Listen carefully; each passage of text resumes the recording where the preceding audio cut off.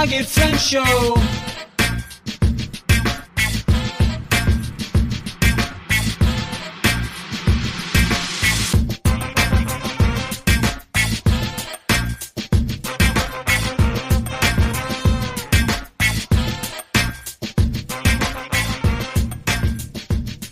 What's up, my Bloggy friends? Famous Ashley Grant here, and I just want to welcome you to the Bloggy Friends Show. We're so excited to have you join us on this journey of sharing our knowledge and experiences with you. Whether you're a blogger, a content creator, or just someone who's interested in learning more about the digital world, we've got something for you. So grab your notebook and a pen to take some notes, or just sit back and take in all the amazing information and ideas we're about to share with you. Let's get into it. So Nadja, welcome to the show. I'm stupid excited that you're here because I love what you do that I know about, but now you're going to get to tell my bloggy friends what it is that you do. So introduce yourself, tell us what you do. Well, I am Nadja Williamson. I am the founder of Network Titan Solutions. We have a signature program called CEO Sidekicks. And what that does is it focuses on operations management and development. So basically what we used to do was we would be the done for you service. So we would come into your company and we would essentially run your business or run your operations. You know, we were the right hand to the CEO, the founder, the visionary. So we took their ideas and then we turned it into reality. But now we're focusing more on actually helping people build their CEO sidekick. So most companies have a person, like a go-to person already on their team. And instead of bringing in somebody new who has to learn everything, learn the vision, the culture, the mission of the company and things like that, like you have to get them to buy into that. But if you have somebody on your team that is kind of like rising up to the ranks, that's what CEO Sidekicks does. It teaches them the foundations of becoming an operations manager or director of operations. But I love all things operations. I love systems, automations, having like to-dos, like this is how you do X, Y, and Z, and this is exactly how you do it so that it's the same every single time. Like that's my jam. Well, and that's actually why I brought you on because, a lot of my bloggy friends, they want to be a CEO of their own company. They want to figure out how to take their blog and turn it from more than just a thing that they write occasionally to something that they can turn into a full-fledged business. Yeah. So now you said you love operations, you love systems. What kind of operations or systems or whatever would you suggest to a person who is a blogger that wants to turn it into a full-fledged business? Oh my goodness. Okay. So this is where I can go down a rabbit hole. So you're going to have to stop me every now. But basically, I wish I had graphics because it's a very visual thing that I go through. So let's say that you have a house, right? You have a roof. So the roof is your goal. This is your main goal, what you're trying to achieve. And then underneath your roof, you have pillars and the pillars hold up the roof, right? So typically I like to focus on 5 pillars. There's really 6, but we'll say 5 pillars for simplicity's sake.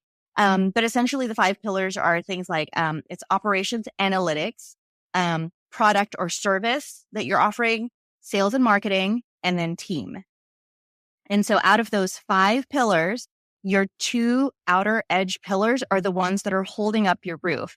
And usually that is operations because you need something running in order to be able to fulfill whatever it is you're trying to sell or create, right? Like if it's a physical product or if it is a service.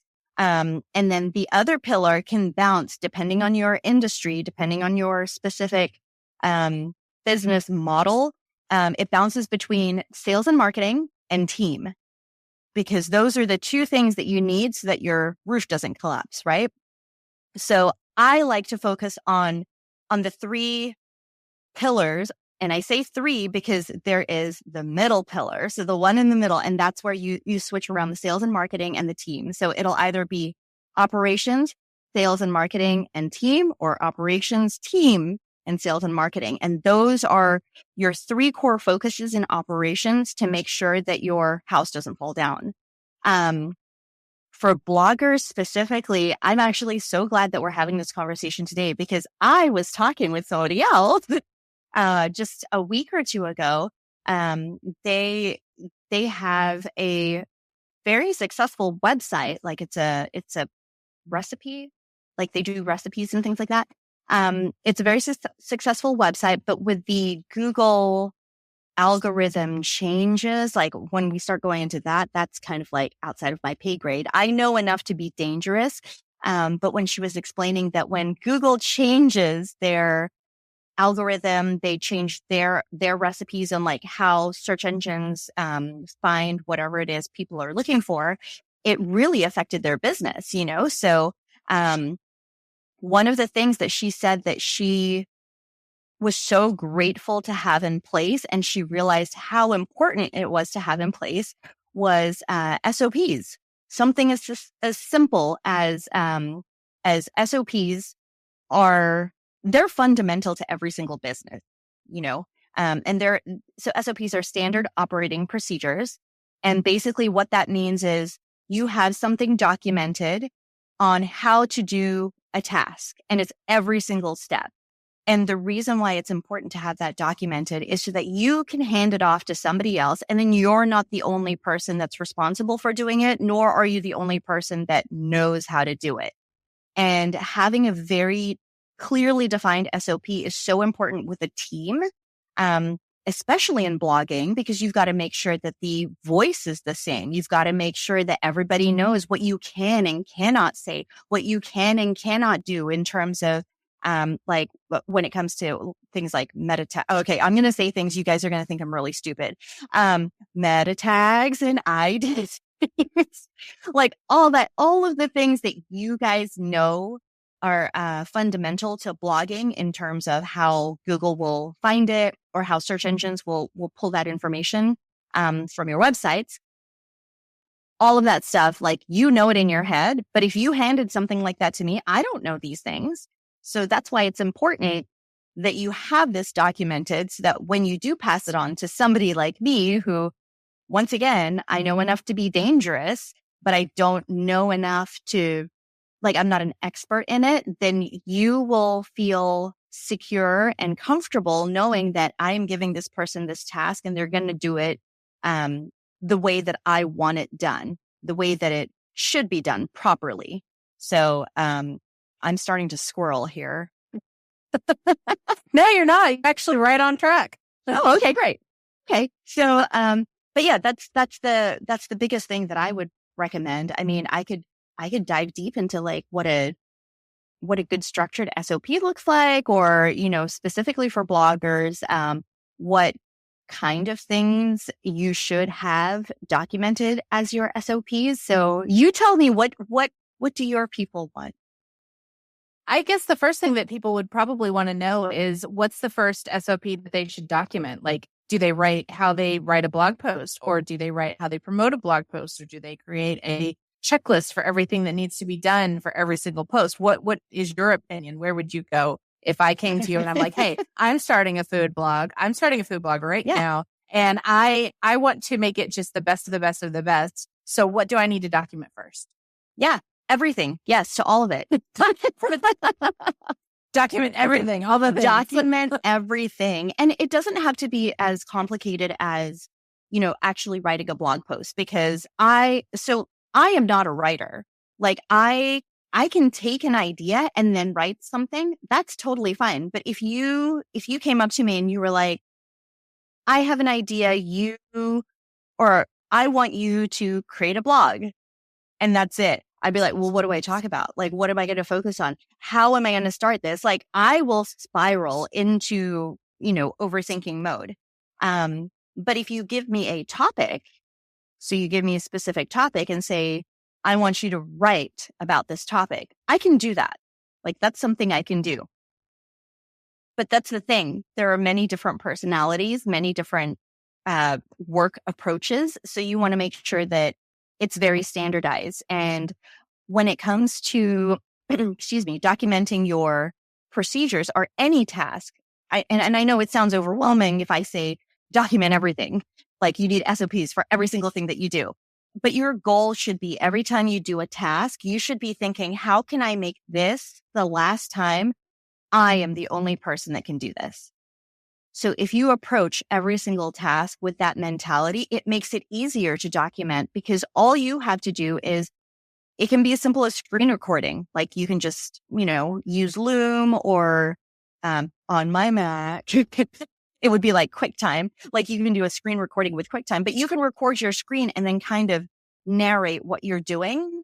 And then you hand it off to somebody else. And actually, that's a really great practice to figure out if your documentation or if your explanation is thorough enough for somebody else to take it over. Because once again, when you do something over and over and over again, there are things that are just automatic for you. So you don't even think about it. You don't even think about it as a step because you know what needs to be done. And you know the logic, like the logic paths from getting to point A to point B. But there are people that don't think that same way. So that's why having a screen recording where you narrate what you're doing, that's the easiest way to start when it comes to every single task that you're doing. So if you're sitting down and you're saying, I need to write a blog post. Okay. So now you can narrate it, like screen record. And it's like, okay, first I'm going to log into WordPress.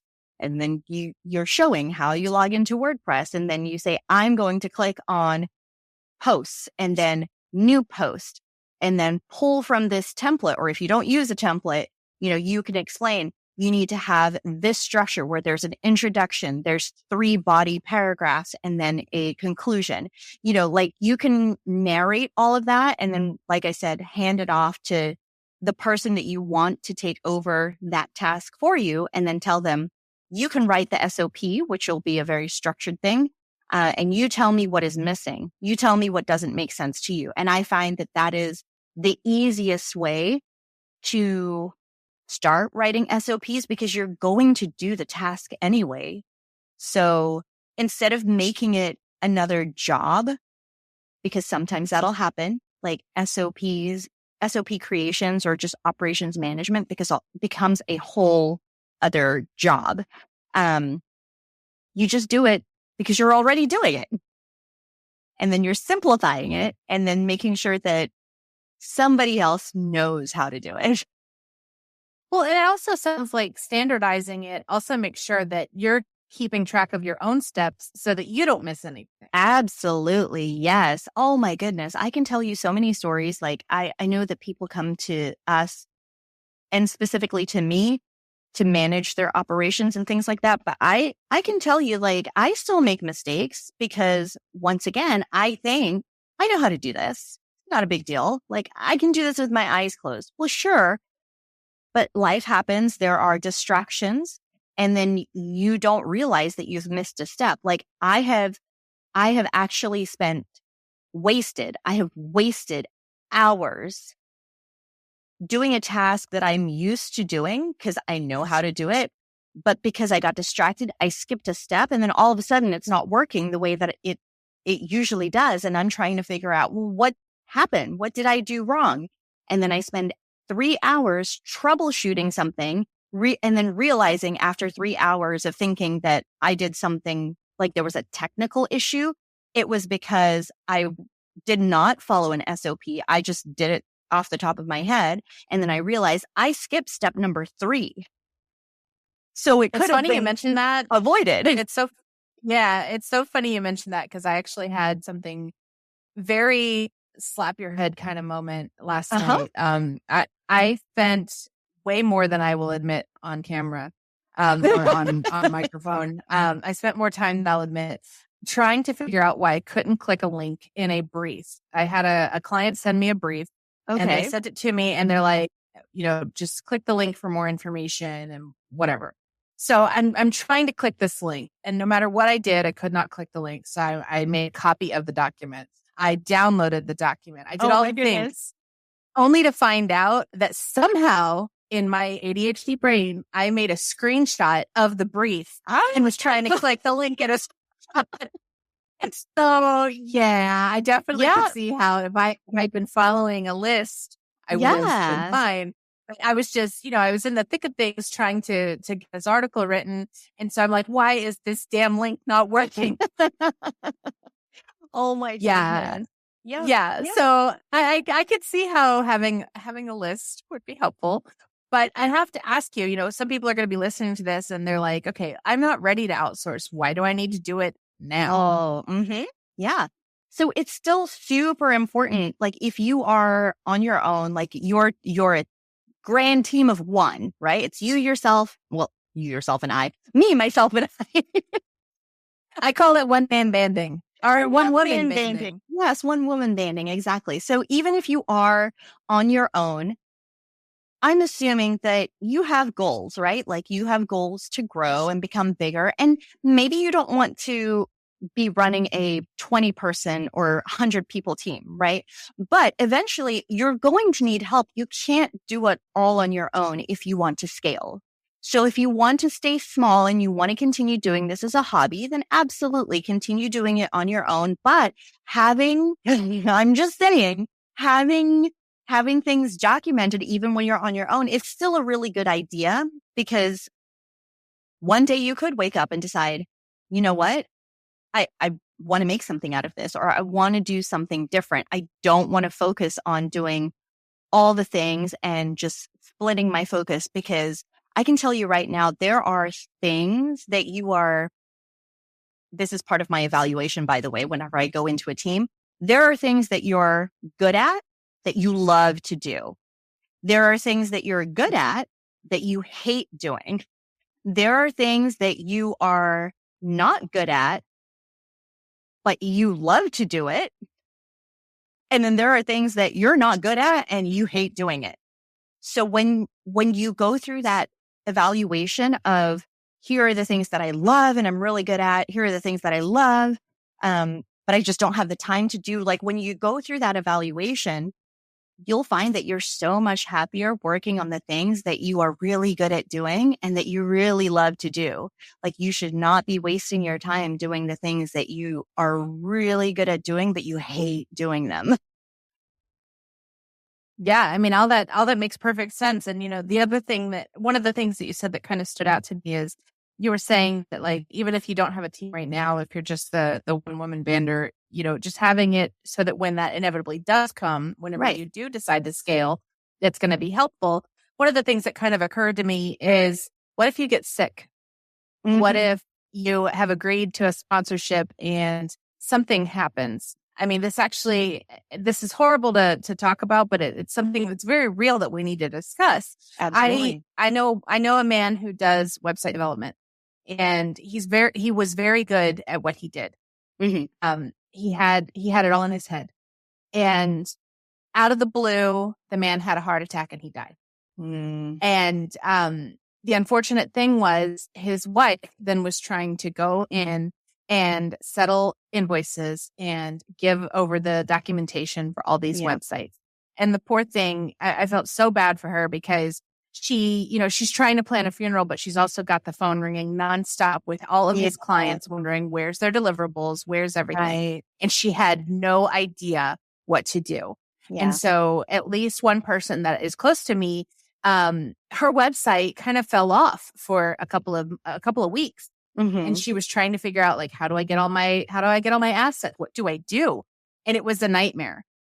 So, like, that's obviously an extreme example, but just think, if something like that were to happen, what happens next? So, I mean, I guess again, I'm sorry I got grim on you, but but just as you were talking about this, it was like, oh my God, what if I were to get sick and I have a deliverable I have to give, or it's going to cost me money? Yeah. My husband needs to know how to pick it up, how to do something with it. Even if he has to use ChatGPT, which I can't stand the idea of having to use AI to write my blog post, but, at least then he would have some kind of an idea of, all right, if something happens to me, he could still move forward while waiting on me to come back.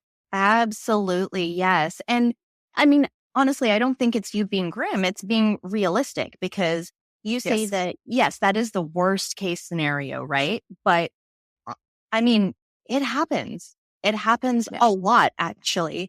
And I also have an example where something similar had happened. The dance studio that my daughters attended, the owner of the dance studio passed away unexpectedly the night after the recital. So we had the recital.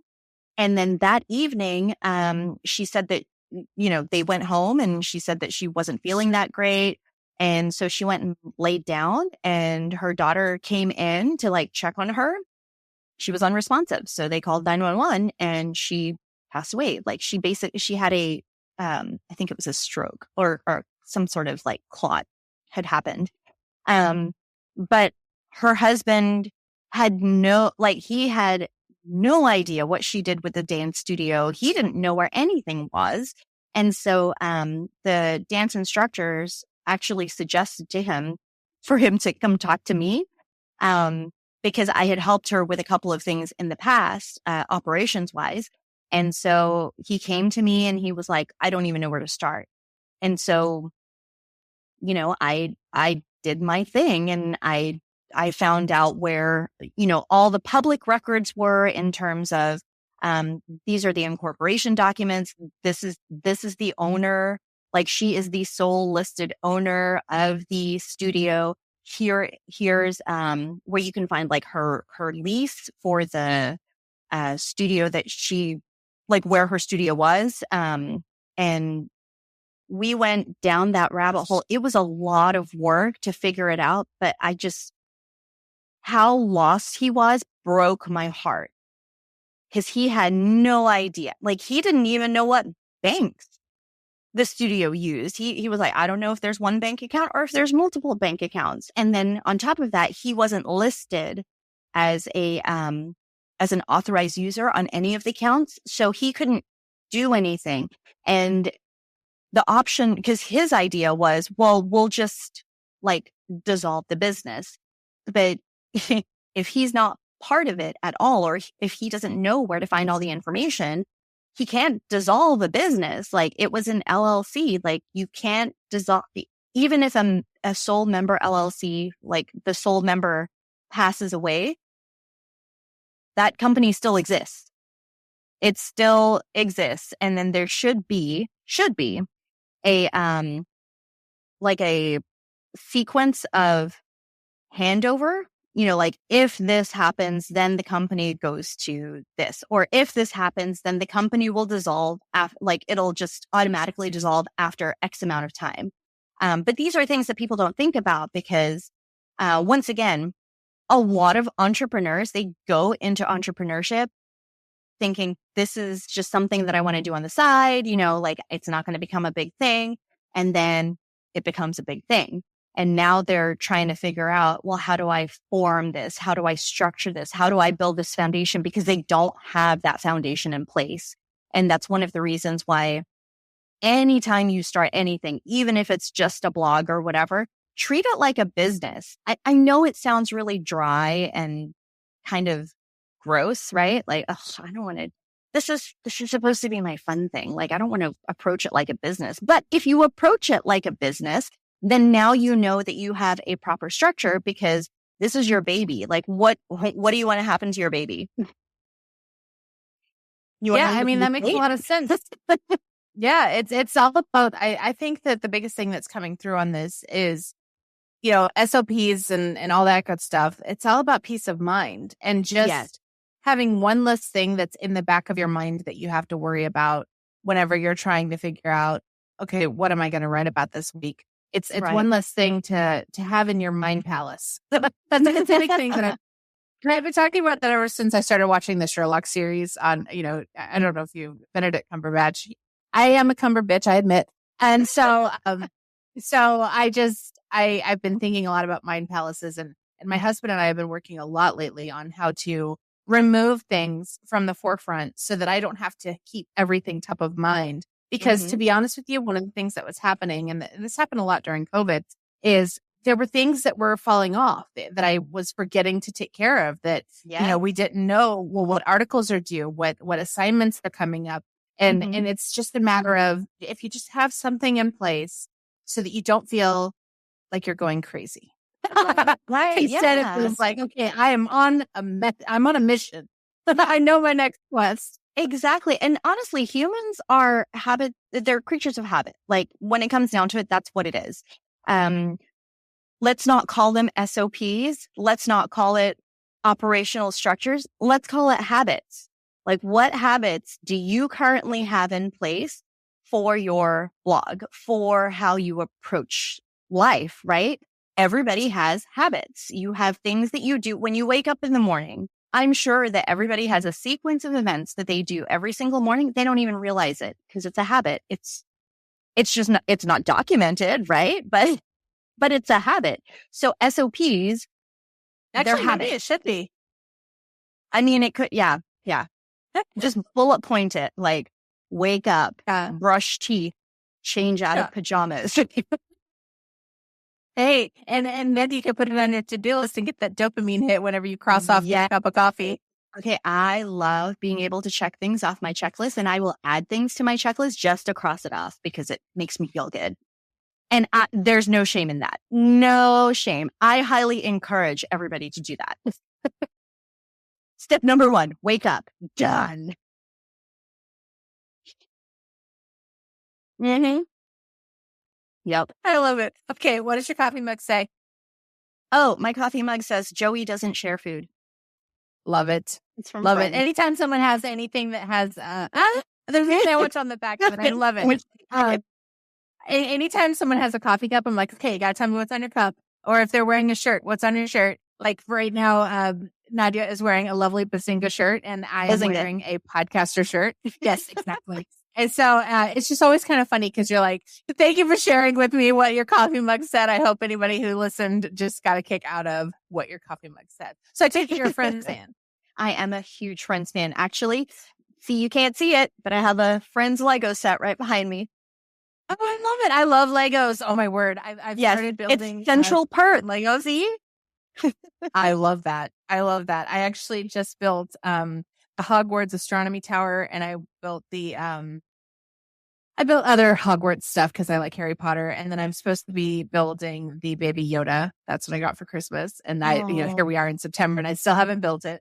But I'm currently building the Star Wars Millennium Falcon. I'm building that right now. So and that's a lot of pieces. That is a lot of pieces. I think it took my dad. It took my dad a couple of months to get that done.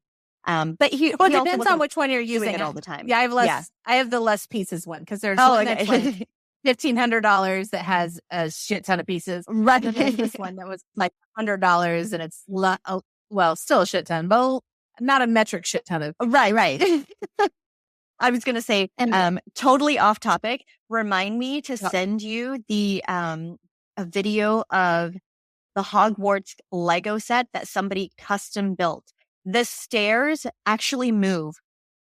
Like, it's a whole set and the stairs, like, they automatically move. It's the most amazing thing I've ever seen. Love that. Okay. Yeah. All right. So back to what we were actually talking about. Sorry, I get very off topic. I get very excited, as I think you do too. Sure. Yeah, me too. So we talked about peace of mind, and that is one of the big reasons for SOPs. What are some other reasons you can think of that people need SOPs? Are you down with SOP? Yes, I am. I wanted to turn it into the the crisscross? Yes, because you said with SOP, and I'm like, wait, you know me? That? Yeah, you know me. So that's your next TikTok. Oh my gosh. Okay, it totally is. Yes. Write that down. Noting that down. So peace of mind is one of the big things, but I guess like really when it comes, if you really want to simplify it, structure, right? Like structure provides peace of mind. And, I think you kind of hit the nail on the head right there. That's really the nuts and bolts of it. The reason why structure and having standard operating procedures, having things documented, easy to access, the reason why that's so important is because it gives you peace of mind. So one of the first things that we do whenever we start working with any client is obviously we do an audit. We do a tech stack audit, and then we do a customer journey audit. So how does your audience get from not knowing who you are to signing up on your mailing list or not knowing who you are to purchasing your product, signing up for your service. Like, what does that journey look like? And then from there, we create it's a master resource document, and it's a spreadsheet. That's all it is. Like, we're not talking something super fancy where we're using, a really expensive tool that's out of reach for the solopreneurs out there. Like, I'm talking, it's a Google Sheet. And the very first page is basic company information. And so it'll be like, what is the name of the business? Does it have a DBA, like doing business as? What are the important URLs? So like the website URL, is there a phone number? Is there an address? What is the tax ID number? Like, just master resource document that has the most important fundamental pieces of information of the business. And then, the second most important thing is the people. So even if it's just one person, it's like, okay, well, who is that person? What's the name? What is their title? And then, if you have your company formed as an LLC or an S corporation or whatever, like, do you have 100% of the shares, or is it split between you as the owner, like the active manager, and then do you have a silent partner? These are really important things to know, just in general. And then obviously, we have on the second tab is the master training catalog.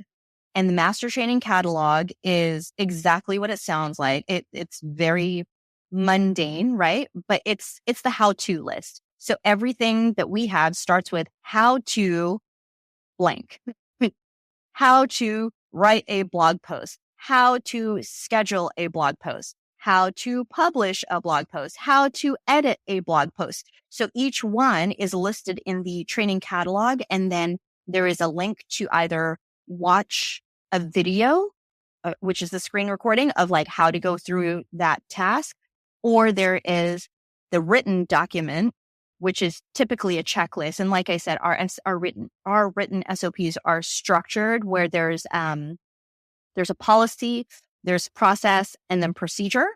So the policy, if you think about it like a GPS, right? So your policy is your guidelines. So these are your rules. So when you put into the GPS, you put in an address, right? So you type in your address, and then that is your policy. Oh, excuse me. That is your policy, because it'll tell you, oh, here is where it's located. Here is where you are. And here are the paths to get there.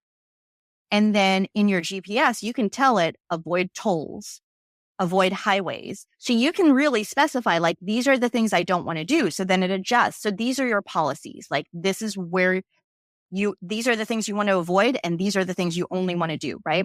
The process is your high level view. So that is when you're looking at the map and it's showing you all the different paths. So your process says, these are all the people that are involved in making sure this task gets done.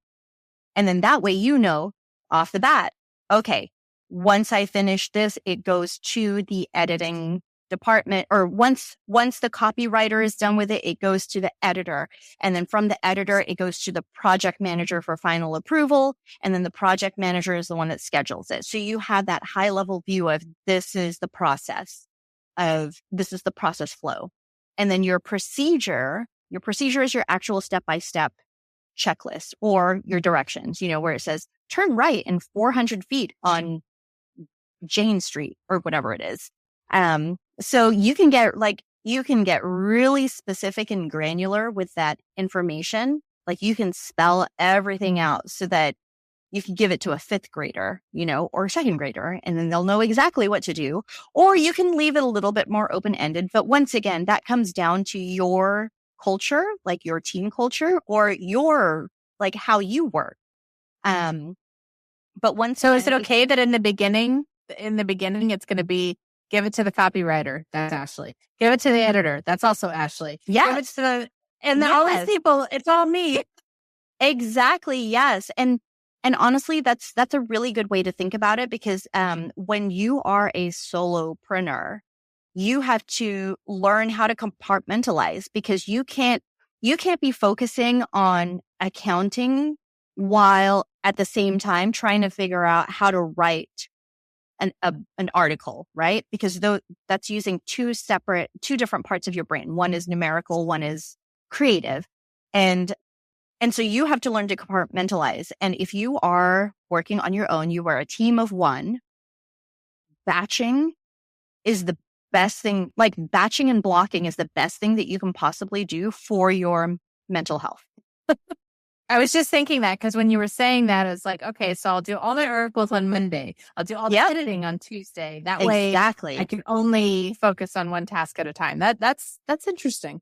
Yeah, because there are studies, by the way, that show that every time you switch, like you task switch, so you switch concepts, it takes you at least 20 minutes to like get into the right state of mind. So if you are working on accounting, like let's just use that example again. So if you're working on something with accounting and then you remember, maybe while you're typing in a number, because it's because it's related to client XYZ, you suddenly remember, oh, I was supposed to write an article for that client. And so you come over here and then you're like, oh, let me pull it up and just make sure that everything has been written. Well, in that transition, because you've moved away, it's going to take you 20 minutes to come back to the accounting side. So that's one of the reasons why it takes so long to write stuff. It does. And that's why the Pomodoro technique, if you're not familiar with it, it is it's a time management technique where you hyper focus on one task, just one task. Don't get rid of all the distractions. So if you say, I am going to write an outline for an article, you spend 25 minutes and that's all you do. Every time something else comes up, you're like, nope, that's not my priority right now. I have to focus on writing this outline. After 25 minutes, whether or not you have finished it, you stop. You stop and take a 5-minute break. And that 5-minute break is literally walking away from whatever it is you were doing and then do something else. And then you can come back and then set another timer for 25 minutes. So you do 4 rounds of that. Like traditionally, that's the goal. Like you do 4 rounds of 25-minute time blocking, focusing on one task. And then if you finish that task before the 25 minutes is up, then you can start on a new thing. But once again, you have to remember that's the only thing that you can focus on. But after 4 rounds of that, then you take a long break. And that long break can be 30 minutes. It can be an hour. But the point is you take a longer than 5-minute break. And that's usually when you go move your body, go take a walk or do jumping jacks, whatever. Just do something where you're not sitting in front of your computer working on whatever it is you're working on. It is once again, it is a habit, like a muscle. You have to build it up. So getting into that routine, getting into that habit in the beginning, it's hard. I'm not going to lie to you. Like forcing yourself to focus on just one task is so difficult, because especially females have a tendency to start thinking about all the other things that we need to focus on or that we need to do. And maybe not just females, but if you have ADHD, like focusing on one thing is going to be really, really hard. And so once again, it is a habit. It's a muscle that you have to build. So you just have to practice to think of your time blocking. This is what I need to get done in 25 minutes. And if you tell yourself it's only 25 minutes, what could go wrong in 25 minutes if I don't answer that phone call? Well, yes, I know. But honestly, unless something is on fire, delaying something within that 25-minute time frame, it's not the end of the world. Or at least it shouldn't be, unless you're a doctor. If you are a doctor or a surgeon, then yes, absolutely. Do not use the Pomodoro. Or a firefighter. Or a firefighter. I don't want you spending 25 minutes focusing and then ignoring everything else. Please continue to do what you need to do. But if you are a blogger, if you are a service provider, if you are a product maker, like 25 minutes is not, it's not a lot of time. And things won't. And it sounds like you'll get more crash. in the day. You do. Yeah. And then once that muscle is strengthened, then you get better at blocking out those distractions. You get better at prioritizing what should and shouldn't have your attention, because every time your attention is diverted, it's diverted from something that you need to focus on, right? And once again, getting your attention back to what you needed to focus on, it takes time. And we're so overstimulated in this day and age. Like everything, we're bombarded constantly with everything. Thoughts, advertisements, videos, sound, everything. And I think that's actually where the SOPs are going to come in handy is, if you are trying to focus, then you actually know, okay, this is the box I'm in right now. This is the box that I go in next. So that while you're doing those 25-minute increments, you know exactly where you're at. So you don't have to sit back down and be like, what am I doing? That's exactly. And then the 25 minutes goes by so fast too. Like I know that I have a tendency, I will be the first to admit, as somebody who goes around and manages operations and tells people like how to work more efficiently, like I am the most distractible person you can come across. Like, I get distracted very, very easily. But because I have been doing this for so long and I have learned to compartmentalize and I've learned how to focus and I've learned like, yes, I understand, like I acknowledge that this thing is distracting me, but I can divert. Like I can say, yes, I see that. That is a distraction, but this is what I'm focusing on. I've trained my brain to kind of like put that in the periphery and then continue to focus on I've even gotten to where that's good. I've even gotten to where like, if I see something that gets my attention, I put it on like, a Google Doc that says, look at it later. Yeah, Cause exactly. Sometimes, cause like I'll have to be on social media to research things. And you want to talk about a time suck, that can really ruin your day. So I will, if I see something, I'm like, oh my God, I really want to look at that. I'm like, okay, I'll write down the username. Yes. Look at it later. Look at it later. Yes. Absolutely. It's hard. It is hard. And so for something like that, this is what had worked for me. Because I will admit social media and I, we have a very toxic relationship. Yeah, it's very, very toxic in that like I love to hate social media or I hate to love it. No, it's kind of both. So whenever I come across something that I'm like, oh my gosh, I want to learn more about this, I have an app on my phone and if you have an iPhone, you can use Notes. If you have an Android, I just use, I use Keep, Google Keep, and I'll make a little note for myself. Like if I'm scrolling TikTok, Instagram, Facebook, Threads, whatever it may be, and then I see something and I'm like, I want to know more about that. But this is my scroll time and I don't have time to rabbit hole down into research because I'm hyper focusing on this one thing. So I'll make a note of it and then I'll continue my scroll, right? And what this will show you, if at the end of the day or at a dedicated time of day, you decide, let me look at the notes. Let me look at my notes app and see what it was that I set aside because I was really wanting to find out more information about that. You'll start to realize that when you look back, some of those things is like, oh, I don't care about that. I cared about it in the moment, but now 3 hours later, I don't care. So you delete it. But if you do that with your good advice. I like that.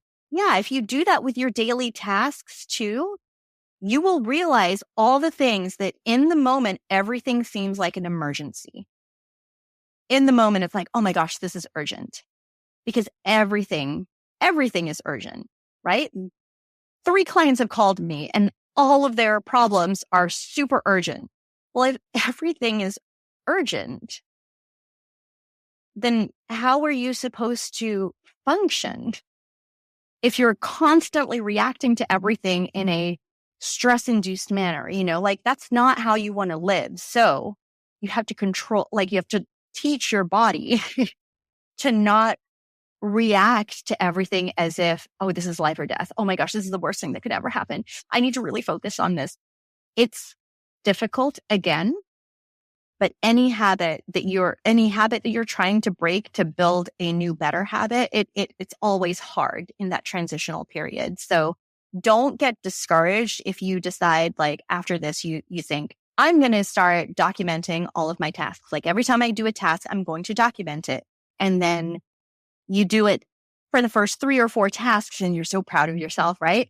And then the next day you forget to record any of your tasks. And then you're like, I'm not cut out for this.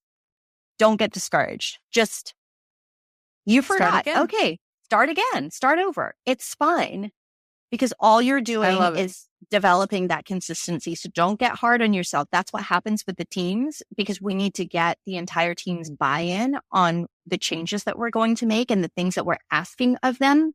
And sometimes it's really difficult. And when they get discouraged, they don't want to do it anymore. And I get it. I'm the same way. When I get discouraged about something, when something, knocks me down, it's so hard to get back up, because you're just like, well, then maybe I'm not supposed to do this. Maybe I'm not cut out. Like, it's so easy to start thinking about things like that. But if you think about your blog in that way, like you get somebody who comments something really ugly on something that you've written, like, you are not a writer. You're stupid. Oh my gosh. Like, that hurt my feelings. Maybe I shouldn't write anymore. Maybe I am stupid. Maybe I do sound stupid when I write. If you don't keep getting back up, that's the worst thing that you can do, because that's one person's opinion. And for all you know, that one person is just trying to get a rise out of anyone, because there are some very awful people in the world, and that's their life purpose. Their life purpose is just to make other people feel bad. Yes, but then there are people that are dying to hear every word you're about to say. And so exactly. But yeah, I think that, I know we've been going a little bit long-winded here, but I'm but sorry. That's me. No, don't you dare apologize. Don't apologize. I do unfortunately feel like we do need to kind of wrap things up, because we're going to drive people nuts if it goes too long. Yeah. The big thing that's coming out to me is, if you are going to start working on your systems and processes, at least start, and then just keep coming to it, because the more you work on it, the more you're going to actually build this gorgeous catalog of stuff that you can eventually use for whatever. It could just be to make it easier on you to know what you're supposed to do next. Or if God forbid something were to happen, you can have someone else take care of it for you. Or maybe you'll be one of those boss bloggers who starts making bank, and then you can just hire someone to help you. Exactly. Which is the goal. Yes, that is the absolute goal, right? Well, I know you have a lot more golden nuggets that you haven't shared with us yet. So where can people find you online? You can find me on Facebook, Instagram, Threads. So for Instagram and Threads, I am at Nadjinator. It's NADJINATOR. That's right. I'm the Nadjinator, like the Terminator. Otherwise, look for CEO Sidekicks. CEOs at CEO Sidekicks everywhere. That is also me. And I do share a lot of templates and things like that. So if you are wanting to start building your training catalog and resource library for yourself, I have templates. I have templates for SOPs. I have templates for job descriptions. I have templates for like how to hire your first person, no matter who it is. And then just remember that anytime you come across a template, and this is for blogging too, like when somebody says, here's a template for how to write a blog, here's a template for how to start a blog. You don't need to use templates as a Bible. It is a starting off point for your specific workflow, for your specific vision, right? So you can tweak it. And I highly encourage anyone, when you receive a template, tweak it so that it works for you. Like, don't try to fit a round peg into a square hole or vice versa. I don't know. Analogies are just, my brain is still trying to wake up. That works though. We'll go with that. Yeah. So, yep. It's kind of like but parking. We were joking before we started recording. Yes. But I do have all the resources. Well, we'll leave lots of links down in the doobly-doo. And I want to say thank you for being here with me today. And thank you for having me. Process. Yes, starting the process of learning the process. Yes. So important. It was very good. Yes. And once I start actually implementing some of these ideas, I want to bring you back and we'll reassess what I did wrong. I was going to say, it's not what you did wrong. It's what you did for yourself. Yes.